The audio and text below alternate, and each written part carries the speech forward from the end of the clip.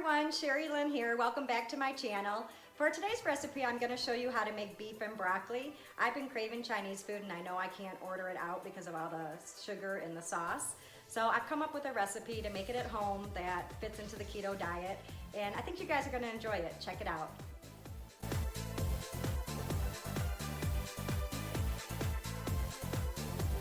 So for today's beef and broccoli recipe, you're going to need about 4 cups of broccoli, and it's about 1 head, and you just want to put it into bite-sized pieces. You're going to need about 2 cups of sliced up bite-sized pieces of steak. Now I'm using sirloin. You can use flank steak, you can use flat iron, whatever works for you. I'm using sirloin. You're going to need 1 medium onion. I do dirty keto, so onions are okay as long as it fits into my macros. If you're doing strict keto, you can omit the onions, but then you're going to need some arrowroot powder to thicken the sauce. I'm using the onions. You're going to need black pepper, some red pepper flakes, 4 minced cloves of garlic, some beef broth, sesame oil, and light soy sauce. Again, if you're doing strict keto, you'll want to use organic and just get one with as low carbs as possible. This one's 1%.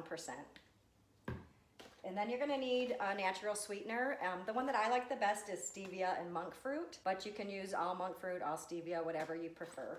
So we're going to go ahead and get started. The first thing you're going to do is you want to steam your broccoli. So I'm going to go ahead and get this going, and we'll come back and start the sauce. So you can steam the broccoli however you want. I'm just putting mine in a pan with some boiling water and giving it a quick stir. You can cook it in the microwave or use a steamer, whatever you normally use to cook yours.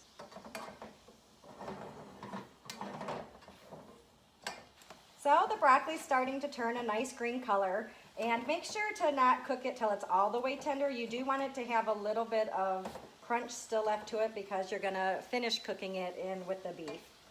Okay, for the sauce, you're going to want to put just over a half can of beef broth in a bowl. You're going to want to put some crushed red peppers. I put about 10 shakes. Some pepper. And then you're going to need about 2 tablespoons of your sweetener. So go ahead and add that in. That equals 4 of my packages. They come in these little packs like this. And you're going to want to stir this until your sweetener is fully dissolved. And while I'm letting that dissolve, I'm going to go get my broccoli because I'm pretty sure it's done. And what you do with that is just go ahead and strain it. So that's done. It's looking great. And the next thing you're going to want to do is add in about a 1/3 cup of soy sauce. And you're going to want 2 teaspoons of your sesame seed oil. And mix that up.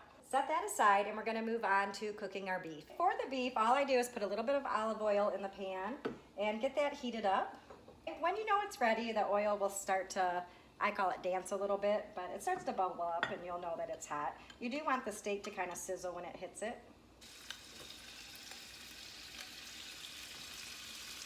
Okay, so once your beef starts to brown up a little bit, it should be cooked all the way through. You're going to go ahead and just set it aside. I use the same bowl I had my broccoli in. That way I'm not dirtying up any more dishes.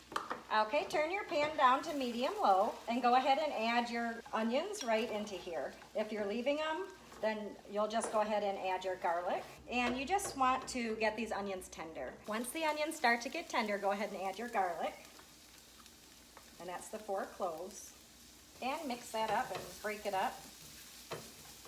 I think onions with garlic is one of my favorite smells when I'm cooking in the kitchen. It just makes the whole house smell wonderful.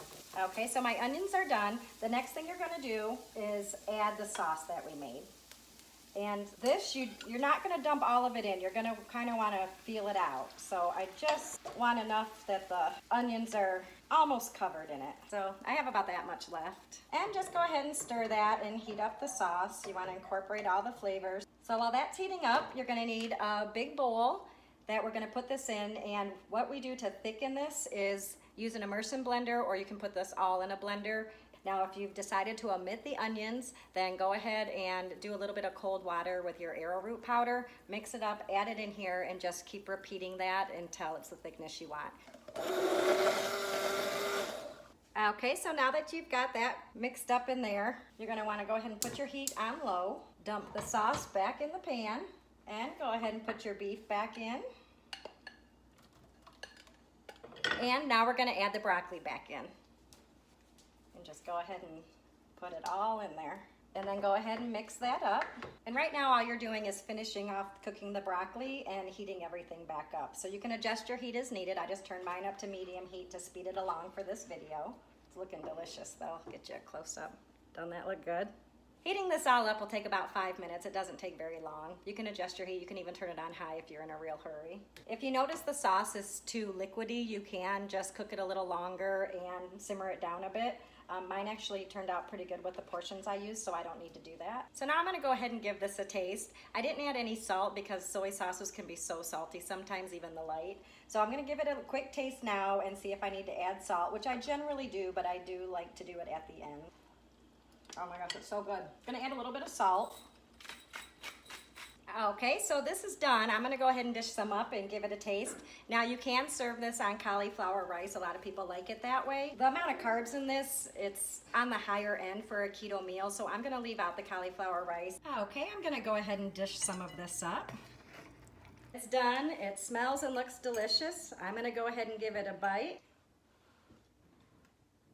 This will satisfy your craving for a Chinese takeout. It's really delicious. It's a good recipe to build on too. If there's certain spices or peppers that you like, go ahead and add it in here. It would work out great.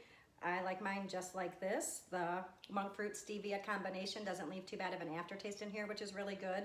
I think you guys will love it. Give it a try. It's really fast when you're putting it together once you get used to making it. So I think you guys will love it. See you later. Bye.